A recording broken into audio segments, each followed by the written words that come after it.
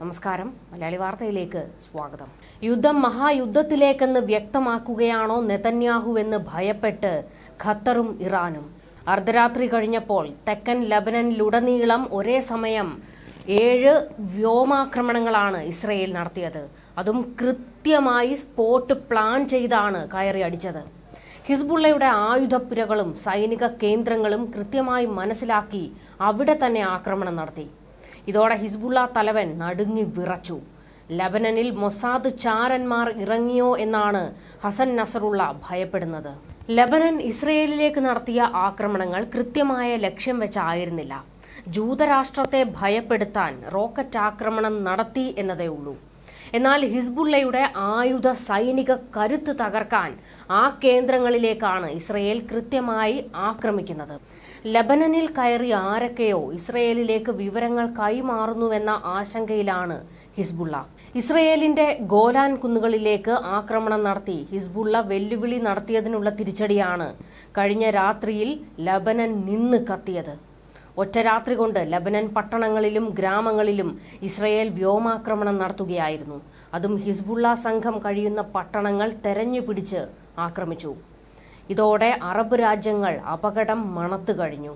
അതായത് ഒരു സന്ധിക്കോ അല്ലെങ്കിൽ യുദ്ധം അവസാനിപ്പിക്കാനുള്ള ഉടമ്പടിക്കോ ഇസ്രയേൽ തയ്യാറാകില്ല. ഇടയ്ക്കിടെ വെടിനിർത്തലിന് അനുവദിച്ചേക്കാം.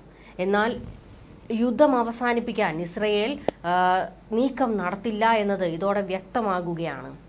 ഇസ്രയേൽ ഹമാസിനെ മാത്രമല്ല ലക്ഷ്യം വയ്ക്കുന്നത്. ജൂതരാഷ്ട്രത്തിന് നേരെ വെല്ലുവിളിയായി ഉയർന്നു നിൽക്കുന്ന രാജ്യങ്ങളിലെ ഭീകര സംഘടനകളെയെല്ലാം ഒരു കുടക്കീഴിൽ കൊണ്ടുവന്ന് ഒന്നിച്ചു തീർക്കാനാണ് ഇസ്രയേൽ സേന ലക്ഷ്യമിടുന്നത്. അതുകൊണ്ട് തന്നെയാണ് ഹൂതികളും ഹിസ്ബുള്ള സംഘവുമൊക്കെ ആക്രമണം നടത്തിയപ്പോൾ ഇസ്രയേൽ തിരിച്ചടി ശക്തമാക്കിയത്.